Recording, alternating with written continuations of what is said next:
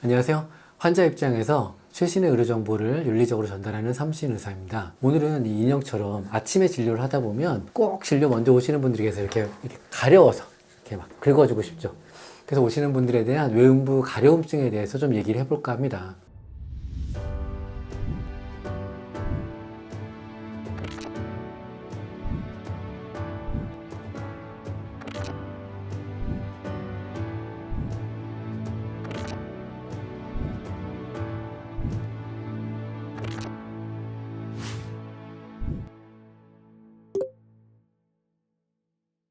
그래서 보면은 그 가려움증은 사실 긁으면 해결되는 건 아니잖아요. 그렇죠. 예. 근데 증상은 과연 어떤 게 좀 있을까요? 이제 주로 약간 외음부가 계속 간지럽다고 해서 오시는 분들은 이제 많이 긁어가지고 상처가 나서 오시는 분들도 있고요. 진찰을 해서 봤을 때 약간 분비물이 좀 많이 증가돼 있거나 아니면 질염기가 있어서 오시는 분들이 있습니다. 실제로는 잠을 못 자서 오시는 분들 꽤 많다고 그래요. 그리고 또 이제 일상생활 할 때 직장에서 이제 그런 일이 생기면 좀 불편하니까 그런 치료의 원인도 알고 치료를 하고 싶어서 병원에 오시긴 하는데, 그러면 대개는 어떤 원인이 있을까요? 주로 이제 그 가려움증을 호소해서 주로 오시는 분들은 일단은 젊은 층들은 질염기 때문에 좀 가려워서 오시는 분들이 많고, 약간 폐경 이행기나 아니면 폐경기가 돼서 오시는 분들은 이제 호르몬이 부족해서 약간 이제 건조감이 생겨서 오시는 분들이 많습니다. 그러니까 똑같은 환자도 약간 이제 호르몬 상태에 따라서 가려움증의 원인이 다른 거죠. 그 다음에 요즘에 보면 레깅스를 참 많이 입으세요. 요가도 많이 하시고 그러다 보니까 또 그리고 패드나 생리대에 대한 관심도 많아지면서 피부 자극에 의해서 가려움증이 생기는 경우도 꽤 있고요. 의외로 그 화학약품, 뭐 이렇게 그 샴푸나 이런 거를 많이 쓰시는 분들 중에서도 좀 있는 분들이 계신 것 같아요. 또 어떤 게 있을까요? 가려움증 중에는. 보통 요새 젊은 분들 제모를 많이 하시니까 제모나 왁싱을 많이 하시기 때문에 그 왁싱 하시고 난 다음에 일시적으로 좀 이제 가렵다고 해서 오시는 분들이 많으시고요. 그리고 임신, 이제 출산 관련해서 그 전후로 약간 어쨌든 뭔가 호르몬이 변화나 이런 부분들을 겪기 때문에 또 좀 가렵다고 하시는 분들이 있습니다. 그리고 일시적인 스트레스도 관련이 있을 것 같습니다. 의외로 이 점막층이다 보니까 이게 눈이 충혈되듯이 그쪽에도 이제 병변이 생기는 거고, 염증의 개념으로 해서 이제 불처럼 퍼진다 이런 개념으로 좀 가려움증이 더 많이 있는 것 같긴 합니다. 보니까 임신 출산은 호르몬 변화가 많으면은 가려움증이 생긴다, 이게 어떤 이유가 있을까요? 임신을 할 때는 여성 호르몬이 올라가고 수유를 할 때는 여성 호르몬이 보통 떨어지기도 하잖아요. 그리고 또 출산을 자연분만을 하면 그 오로가 오래 가기도 하고 해서 그래서 좀 가려움증이 있는 분들도 계시는 것 같긴 해요. 보니까 폐경기는 그럼 왜 그럴까요? 폐경이 되고 나면 이제 몸 안에 원래 충분히 있던 여성 호르몬 레벨이 많이 떨어지기 때문에 원래 그 여성 호르몬에 의해서 질 쪽으로 가는 혈류가 많이 풍부하게 유지가 되고 있는데, 폐경이 되고 나면 그 호르몬이 부족해지면서 혈류가 많이 줄어듭니다. 그래서 쉽게 말을 하자면 이제 질 쪽이 많이 건조한 상태가 되고, 건조하면 약간의 마찰로도 상처가 나고 그렇기 때문에 또 가렵고 염증이 잘 생길 수 있는 상태가 되는 어떻게 보면은 그 혈관 자체가, 혈관을 딱 잡으면 그쪽 피부가 약해지잖아요. 그러다 보면 이제 첫 번째 나오는 증상 중에 하나가 가려움증. 그래서 어떤 사람은 이런 가려움증을 몸의 미묘한 건강 상태를 표시하는 징후다, 이렇게 얘기하는 사람도 있긴 하시더라고요. 자, 원인은 그 정도로 좀 해보고요. 그러면은 그런 거를 안 하게 하기 위해서 어떤 일들을 좀 하는 게 좋을까요? 어떤 사람은 뭐 때를 밀면 안 돼요, 뭐 이런 얘기도 하는데요. 원인 치료 중에는 어떤 걸 하는 게 제일 좋을까요, 보통? 일단은 저는 이제 건조해서 오신다라고 할 때 일단은 나이에 따라서 좀 이제 파악을 먼저 하는 편이고, 이제 좀 젊은 분들 같은 경우에는 좀 끼이는 옷이나 이런 타이트한 옷을 좀 입지 말라고 말씀을 먼저 드립니다. 그리고 면으로 된 속옷 위주로 좀 입으시라고 말씀드리고, 이제 뭐 질청결제, 세정제 이런 부분들을 좀 과도하게 사용하시는 분들이 있는데, 또 냄새가 나거나 이런 부분들 때문에 좀 이제 뭐 성관계나 이런 부분들의 자신감이 떨어져서 세정제를 많이 사용하시는 경우에는 그 세정제 사용도 조금 줄이시라고 말씀드립니다. 그러면 원장님께서는 왜 레깅스가 왜 이제 질 건조증을 유발한다고 생각하시나요? 그렇죠. 이게 그런 것 같아요. 여성의 입장에서 보는 거랑, 저는 이제 산부인과 남자 의사지만 환자를 많이 보다 보니까 좀 다각화된 시야각으로 보긴 해요. 그래서 저는 이제 의학을 하다 보니까 레깅스를 입는다는 걸 어떻게 설명을 드리냐면, 우리 이렇게 입을 막거나 코를 막으면 힘들잖아요. 피부도 숨을 쉬어야 된다, 뭐 이런 거는 화장품이나 이런 걸로 다 알아요. 그런 것처럼 그게 통하지 않으면 피부 자체 혈류가 약해지면서 약해져서, 그리고 또 우리 당장만 꽉 끼는 옷을 이렇게 비닐 옷을 입고 있으면요 피부가 나중에 문제가 좀 생기거든요. 그러니까 제가 볼 때는 그런 기전이 아닐까 생각을 하고 있어요. 그러면 이제 많은 환자분들이 사실 오셔서 세정제가 약간 뭐 질쪽 건강에 좋은 줄 알았는데 세정제를 조금 덜 사용하라고 하니까 의외다라고 얘기를 하시는데, 그러면 이제 원장님께서는 혹시 진료를 할 때 세정제의 올바른 사용에 대해서 어떻게 말씀을 하시는지 궁금합니다. 그렇죠. 뭐 저는 써본 적이 없지만 그 실제로 설명을 드리면 그 세정제는 올해 7월부터인가요? 그 의료용 세정제가 따로 있어요. 즉 질 안에 쓸 수 있는 세정제가 따로 구분이 되어 있기 때문에 먼저 그걸 구분하셔야 되고요. 화장품과 세정제가 나눠져 있어요. 근데 이제 저 보통 이렇게 설명을 드려요. 각을 하잖아요. 우리 각을. 각을 하면은 처음에 개운하지만 자주 쓰다 보면은 그게 몸이 또 익숙해지거든요. 그래서 보통은 권고사항, 그 선생님들 권고사항은 많이 힘들 때 아니면 너무 힘들었을 때 그때 한두 번 정도 쓰는 건 괜찮지만 매일 달고 사는 거는 도리어 나의 건강을 해치는 쪽이다. 이렇게 보는 거죠.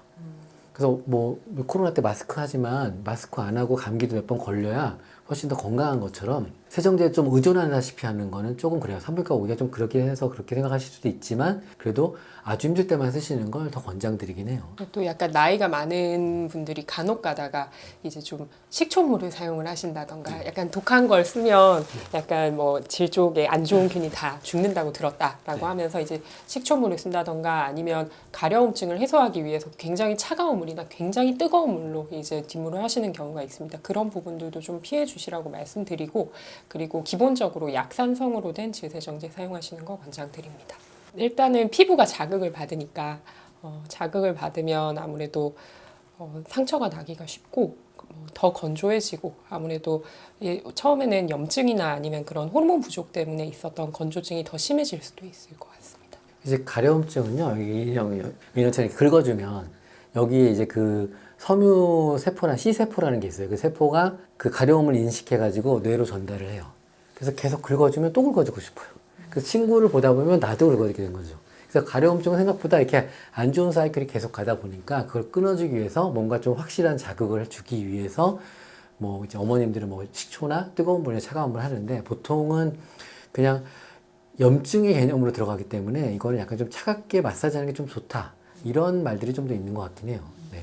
그 선생님 진료를 하다 보면 저는 그 제모하신 환자분들도 많이 보고요. 네, 또 문신하신 분도 많아요. 많죠 요새는. 네. 네. 그래서 이제 뭐 세상이 좀 바뀌었구나 이런 생각이 들기도 하는데 그림 그리는 거는 좀 뭐 가려움증과 상관이 없을 것 같고요. 네. 제모는 과연 어떻게 상관이 있을까요? 일단은 요새는 이제 미용적인 목적으로도 그렇고 그냥 본인의 불편감 때문에 제모나 왁싱을 많이들 하십니다. 젊은 분들 이제 거의 대부분들 많이들 하시는데 그렇게 하시고 나서 어쨌든 그 과정 자체가 좀 피부에 굉장히 자극이 많이 갈 수가 있고, 약품을 쓰든 아니면 레이저를 쓰든 초반에 조금 자극이 되기 때문에 피부가 약간 민감해진 상태에서 좀 가려움증이 일시적으로 유발이 될 수 있습니다. 그리고 제모와 왁싱을 하고 난 다음에 그게 결국엔 영구적인 방법은 아니기 때문에 다시 털이 올라올 수 있고, 그 털이 올라오는 과정에서 약간 그 인그로운 헤어라고 해서 이제 조금 약간 털이 말려서 안쪽에서 자라는 경우가 있는데, 그럴 경우에도 좀 가려움을 유발할 수 있을 것 같습니다. 그럼 제모를 하면 가려움증이 좀 나아질까요? 적절한 질염 치료나